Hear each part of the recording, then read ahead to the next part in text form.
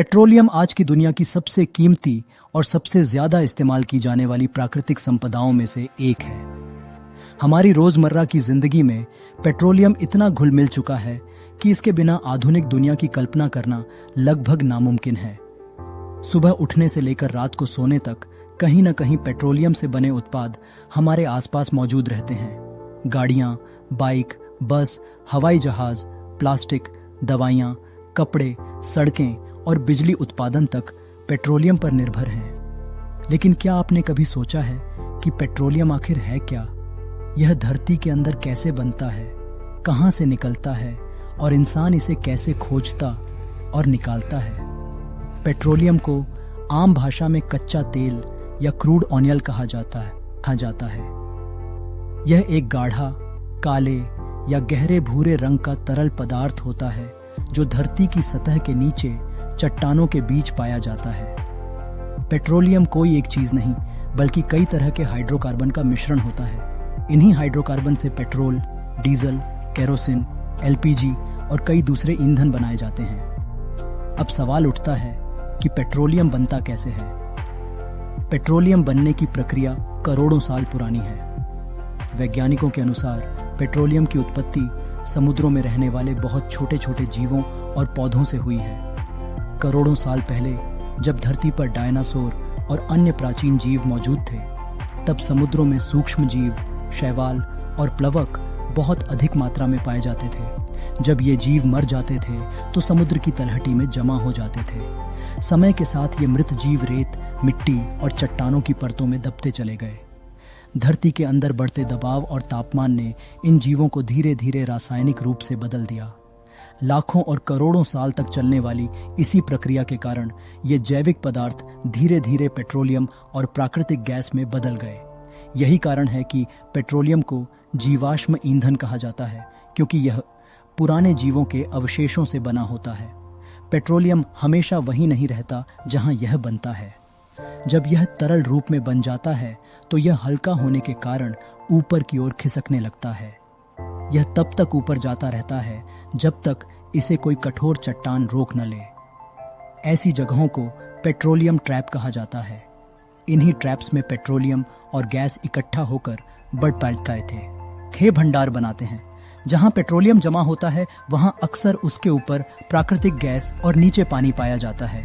अब जानते हैं कि पेट्रोलियम कहां कहां पाया जाता है। दुनिया में पेट्रोलियम के सबसे बड़े भंडार मध्य पूर्व के देशों में हैं, जैसे सऊदी अरब, इराक, ईरान, कुवैत और संयुक्त अरब अमीरात। इसके अलावा रूस, अमेरिका, कनाडा, वेनेजुएला और अफ्रीका के कई देशों में भी पेट्रोलियम के विशाल भंडार मौजूद हैं। भारत की बात करें तो यहाँ असम, गुजरात, मुंबई हाई और कृष्णा गोदावरी बेसिन जैसे क्षेत्रों में पेट्रोलियम पाया जाता है। लेकिन पेट्रोलियम को ढूंढना कोई आसान काम नहीं है। इसके लिए वैज्ञानिक और इंजीनियर खास तकनीकों का इस्तेमाल करते हैं। सबसे पहले भूवैज्ञानिक धरती की बनावट का अध्ययन करते हैं। वे यह पता लगाने की कोशिश करते हैं कि किसी क्षेत्र में लाखों साल पहले समुद्र था या नहीं, क्योंकि पेट्रोलियम अधिकतर समुद्री क्षेत्रों में ही बनता है। इसके बाद भूकंपीय सर्वे किया जाता है, जिसमें धरती के अंदर ध्वनि तरंगें भेजी जाती हैं और उनके वापस आने के समय से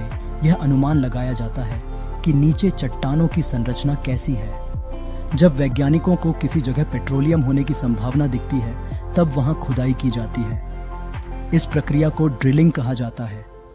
ड्रिलिंग के लिए बहुत बड़ी मशीनों का इस्तेमाल होता है, जो कई किलोमीटर गहराई तक धरती को खोद सकती हैं। जमीन पर ही नहीं बल्कि समुद्र के अंदर भी ड्रिलिंग की जाती है, जिसे ऑफशोर ड्रिलिंग कहते हैं। समुद्र के बीच विशाल प्लेटफॉर्म बनाए जाते हैं जिन पर मशीनें लगाई जाती हैं। जब ड्रिलिंग के दौरान पेट्रोलियम मिल जाता है तो वह अपने दबाव के कारण खुद ही ऊपर आने लगता है। लेकिन जब दबाव कम हो जाता है तब पंप की मदद से उसे बाहर निकाला जाता है।